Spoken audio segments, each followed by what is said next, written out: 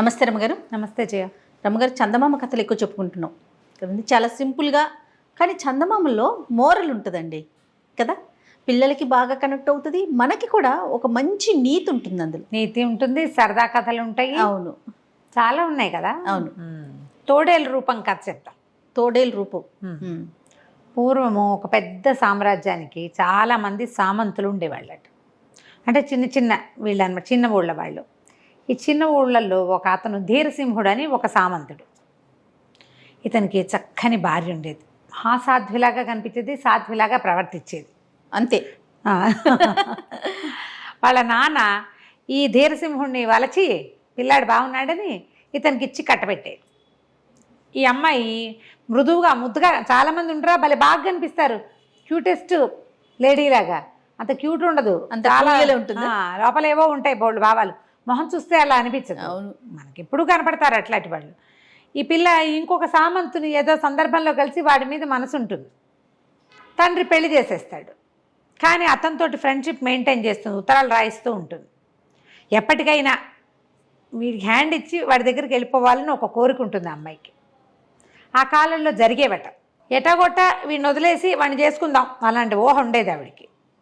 సరే, ఏమైంది, ఇతను ఏం చేసేవాడు, బాగానే ఉన్నారు ఇద్దరు. ఆవిడ సాధ్యులా కనపడేది, సాధ్యులా ప్రవర్తించేది, ఉత్తరాలు మాత్రం అక్కడికి రాస్తూ ఉండేది.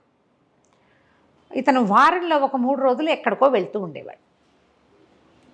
సోమమంగళ బుధ ఉండేవాడు, గురువారం బయలుదేరి వెళ్ళిపోయేవాడు. గురు శుక్ర శని 3 రోజులు ఇంటికి వచ్చేవాడు కాదు అతను. ఆదివారం పొద్దునే వచ్చేవాడు. మళ్ళీ ఆది సోమమంగళ బుధ ఉండేవాడు. గురువారం తెల్లారేసరికి స్టార్ట్. అయితే ఈ భార్యకి వీడు ఏదో ఒక 3 రోజులు కాకుండా ఈ పర్టికులర్ 3 రోజులే ఎందుకు వెళ్తున్నాడు, అది ప్రతి వారము ఎప్పుడు వెళ్ళేవాడు. వాడు పెళ్ళైన దగ్గర నుంచి చూస్తుండేది. సంవత్సరంన్నర గడిచింది, ఇలాగే ఉన్నాడు. అయితే ఒకనాడు బాగా పదే పదే అడిగింది, ఏమిటి ప్రతి వారం వెళ్తావు ఎందుకు ప్రియ అంటే, ఏదో పని అన్నాడు, అదన్నాడు, ఇదన్నాడు. ఆవిడ ఊరుకోలే. ప్రతిసారి అడిగి నేను నీతో ఇంత ప్రాణంగా ఉంటున్నాను, నాకు నీ రహస్యం చెప్పవా, ఎందుకు వెళ్తున్నావు, ఎవరైనా ప్రేయస్ ఉందా, ఏదైనా పని ఉందా, ఏదైనా చేయకూడని పని చేస్తున్నావా పోనీ నువ్వు.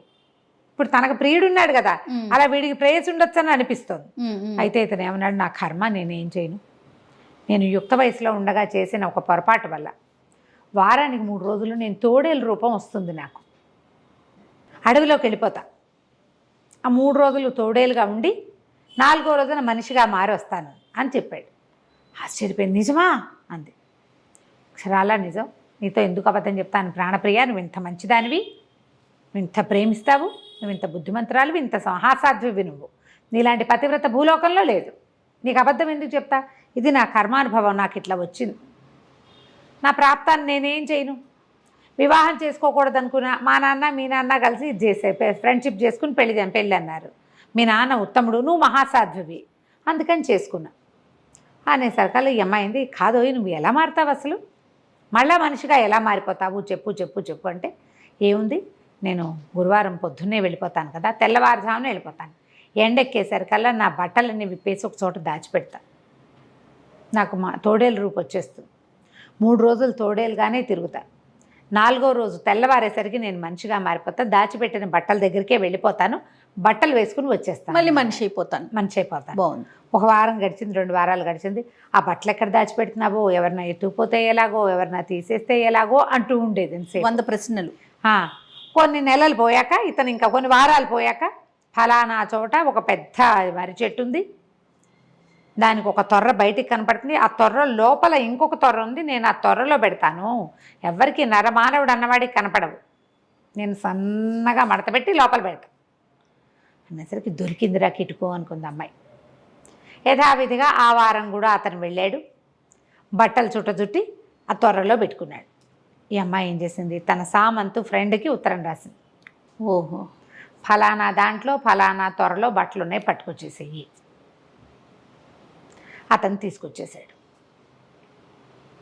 తీసుకొచ్చేసరికల్లా ఇకేముంది, ఈ తోడేలుగా మారిన మన వీరసింహుడు, అంతేగా ధీరసింహుడు వాడు వచ్చి చూసుకున్నాడు, బట్టలు లేవు. భార్య మోసం చేసింది అనేది తెలిసిపోయింది. ఎందుకంటే తను ఎవ్వరికీ చెప్పల, ఒక్క భార్యకి తప్ప ఆమె చేసి ఉండాలి. అది నరమానవుడికి కనపడని గొంది ఆ లోపల ఉంటుందన్నమాట, తొర్రుండి దానికి లోపల ఇటువైపు పనిమాల ఎవరు చేయబెడతారు అందులోకి? అంతే కదా. పైగా మనుషులు ఎవరు వస్తారు తొర్రల జోలికి? జంతువులు వస్తాయి. పోనీ అవి లాగాయి అనుకో, ఏ జంతువో ఏ పందికొక్కో ఎలకో లాగిందనుకో, చింపి ముక్కలు చేస్తుంది కదా, అది నిశ్శబ్దంగా చుట్ట ఎట్లా పట్టుకెళ్ళిపోతుంది? అర్థమైపోయింది. ఇంకా అతను ఏమీ చేయలేక అడవిలోనే ఉండిపోయాడు. ఈవిడ ఒక 3-4 వారాలు చూస్తుంది. నా భర్త వేటకెళ్ళి తిరిగి రాలేదు అని చక్రవర్తికి అర్జీ పెట్టుకుంది. నెల గడిచిపోయింది, 2 నెలలు గడిచినాయి. 2 నెలలు గడిచిన తర్వాత నేను వివాహం చేసుకోవడానికి అనుమతి ఇవ్వవలసిందే అని మళ్ళీ రాసింది ఉత్తరం. 3 నెలలు గడిస్తే పెళ్లి చేసుకోవచ్చు. ఆ 2వ సామంతుకి ఉత్తరం రాసింది, నేను పెళ్ళికి రెడీగా ఉన్నాను, నా రాజ్యం కూడా నీదే. ఇతనిది ఒక చిన్న సామ్రాజ్యం ఉందిగా, చిన్న ఊరు. ఆ ఊరు కూడా అతనికి కట్టబెట్టి అతన్ని పెళ్లి చేసేసుకుంది. ఇద్దరు కలిసి ఉండేవాళ్ళు. కొంతకాలం గడిచిపోయింది, ఇట్లా సంవత్సరాలు కొంతకాలం గడిచాక ఒకనాడు రాజుగారు అడవిలోకి వేటకెళ్ళాడు. పెద్ద రాజుగారు వెళ్తే వేట కుక్కల్ని తీసుకెళ్తే ఈ కుక్కలు వాటిని చూసినప్పుడు ఈ తోడేలు గుర్తుపెట్టింది. అవి రోడ్డు మారడి తిరిగేవి కాదు, రాజుగారి కుక్క. వాటికి తెలుసు కదా, ఈ ధీరసింహుడికి రాజు అంటే చాలా ఇష్టం. ఓకే. రాజు దగ్గరికి బాగా వెళ్ళేవాడు. అతను చిన్నతనంలోనే సైన్యంలో చేరాడు, రాజుగారి దగ్గర చేరాడు. సామంతుగా తండ్రి తర్వాత తనంతట తను గుర్తింపు తెచ్చుకున్నాడు. రాజు అంటే చాలా ప్రీతి, కాస్త దగ్గరగా సమవయస్కులు వాళ్ళు.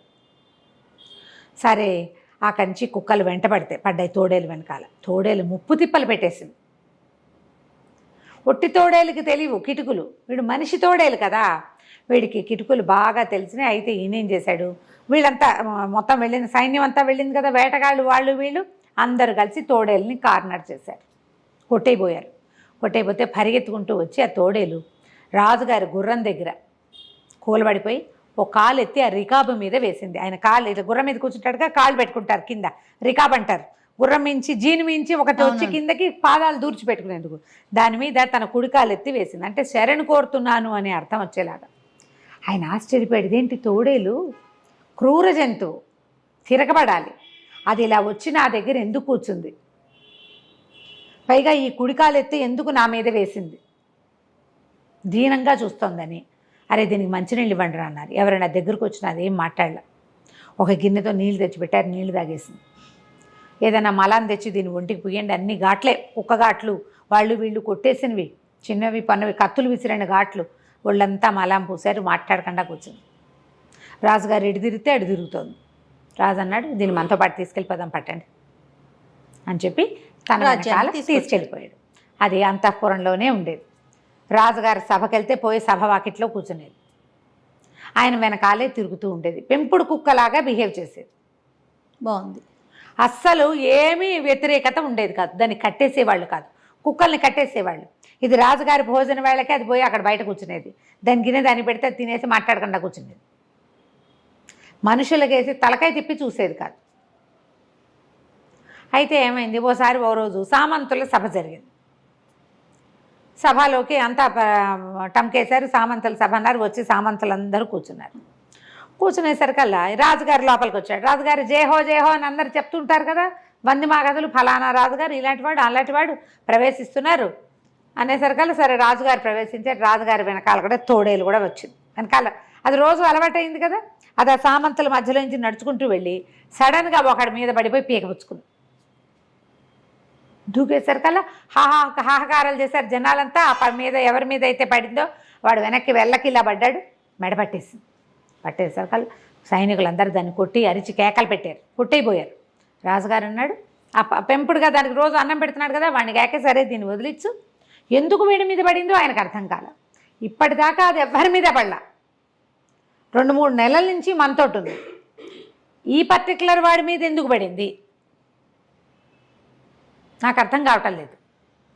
సరే మొత్తానికి మెడ విదిలిపించారు. వీళ్ళు ఏంటంటే సభల్లోకి వచ్చినప్పుడు సింపుల్ డ్రెస్ కాకుండా సైనిక దుస్తుల్లో వస్తారు. వాడి మెడ చుట్టూతో ఒక తోలు పట్టి ఉంది, ఆ పట్టి లేకపోయింటే చచ్చిపోయేవాడు. వాడు మెడ పట్టుకున్నా చచ్చిపోలా, ఆ కాస్త ఘాట్లు పడ్డాయి, కొద్దిగా గుచ్చుకున్నాయి. అక్కడి నుంచి అతన్ని లేవదీశారు. సరే ఏమిటో విశేషం, సరే దీన్ని కట్టేయండి రా ఇక నుంచి అంటారు.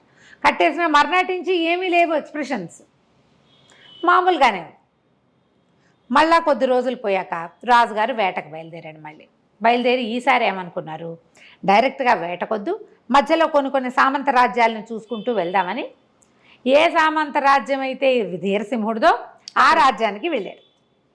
వెళ్ళేసరికల్లా మరి ఆ సామంత రాజ్యంలో ఎవరున్నారు, రాణిగారు, ధీరసింహుడి భార్య, ఆవిడ కొత్తగా పెళ్లి చేసుకున్న రెండో సామంతు, ఇద్దరూ అక్కడే ఉన్నారు. ఆవిడ రాజుగారికి స్వాగతం చెప్పడానికి చక్కగా అలంకరించుకుని వచ్చింది. వచ్చేసరికల్లా ఈ కుక్క ఒక్క విదిలింపుతో గొలుసు విదిలించుకుని రైమని వెళ్ళి దాని మీద పడింది. తోడేలు, కుక్క కాదు, కుక్క పేరు వస్తుంది, గొలుసు అనగానే కుక్క వస్తుంది. ఈ తోడేలు కాస్త దీన్ని విదిలించేసుకుని పరిగెత్తుకుంటూ వెళ్ళి ఆవిడ మెడ పట్టుకునేసరికల్లా ఆడవాళ్ళు ఏముంది, బలహీనంగా ఉంటారు, సన్నగా నాజుగా. ఆవిడ ఇంత పెద్ద గౌను వేసుకుంది. ఈ తోడేలు కూడా గట్టి పట్టు చిక్కల, కానీ మెడ అయితే పట్టేసింది. మళ్ళీ సైనికులు దాన్ని బలవంతంగా యువతలకు ఈడ్చారు. లేవదీస్తే అప్పుడు రాజుగారికి ఏం స్ట్రైక్ అయింది, లాస్ట్ టైం ఈ తోడేలు మెడబెట్టుకున్నవాడు ఈవిడ మొగుడు, ఈవిడ ధీరసింహుడి పెళ్ళాం.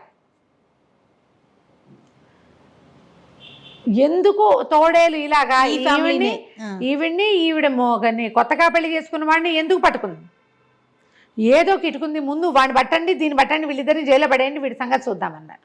పోనీ తెలివిగల రాజు, ఆయనకి స్ట్రైక్ అయింది అనమాట.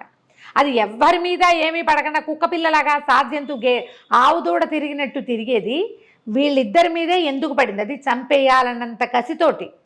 ఏదో అరిచి పళ్ళు చూపించి బెదిరిస్తాయి తోడేళ్ళు, అంతేగాని ఒకటే ఆమాంతంగా ఒక్క దూకి పీకపరుచుకుందంటే దానికి ఎంత ఖర్చుగా ఉందో. ఏదో జరిగింది. ఏం జరిగింది, అక్కడి నుంచి దాసుల్ని వాళ్ళని వీళ్ళని ఎంక్వైరీ చేస్తే ధీరసింహుడు ఉండగానే ఈయన ఉత్తరాలు రాసేదండి ఈవిడ చెప్పారు. ఆయన పోయేసరికి 1-2 నెలలు తిరగగానే మరి పెళ్లి చేసుకుంది, వివాహం చేసేసుకుంది. ఆయన ఆస్తంతా ఈయన కట్టబెట్టాము, ఈవిడ మాత్రం తర్వాత వివాహం చేయలే, ఆలోచన ముందే చేసింది అనేసరికల్లా రాజుగారు 2-3 సైనికాధికారుల నుంచి ఈవిడిని ప్రశ్నించండి అనేసరికల్లా ఆవిడ బెదిరిపోతూ తోడేళ్ళని చూసేసరికి బెదిరిపోయింది, అర్థమైపోయి ఉంటుంది వీడు తన భర్తేనని. అక్కడి నుంచి బెదురుతూ చెప్పింది, మేము ఈ పని చేశాను, బట్టలు ఎక్కడున్నాయి అని అడిగాడు. ఎక్కడున్నాయంటే అక్కడే ఆ బిల్డింగ్లోనే సామాన్ల కొట్లో ఒక పాత భోషాణంలో పడేసింది. వాటిని కాల్చలా. పోనీలే, ఏ దుస్తులతోటి అతను తోడేలుగా మారాడో ఆ బట్టలు ఒక చోట ఉన్నాయి. సరే, అక్కడి నుంచి రాజుగారు ఏం చేశాడు, ఆ బట్టలు తెప్పించి తీసుకెళ్ళి అడవిలో ఏ చెట్లో నుంచి చెట్టు తొర్రలో నుంచి తీశారో ఆ తొర్రలో పెట్టించాడు. తోడేలును వదిలిపెట్టేశాడు. వదిలిపెట్టేసరికి అది తోడేలు ఆదివారం పొద్దున్న దాని లెక్క అది. ఇవాళ ఇంకా బుధ గురువారాలే ఉన్నాయి. 3 రోజులు అడవంతా తిరిగి ఆదివారం నాడు పొద్దున మనిషిగా మారి ఆ బట్టలు వేసుకుని వచ్చింది. తన రాజ్యాన్ని చక్రవర్తి సామ్రాజ్యంలో కల్పేశాడు ధీరసింహుడు. నా భార్య వద్దు, నాకు సంసారం వద్దు అని రాజుగారి దగ్గరే ఉండి 3 రోజులు రాజుగారిని మామూలుగా సేవించి 4వ రోజున తోడేలు అయిపోగానే ఆయన వెనకాల కుక్కపిల్లలాగా తిరుగుతూ అక్కడే ఉండేవాడు. కథ కంచికి మనం ఇంటికి. చాలా బాగుంది, సరదాగా ఉంది కదా. అవునండి, అవును. నమస్తే. నమస్తే.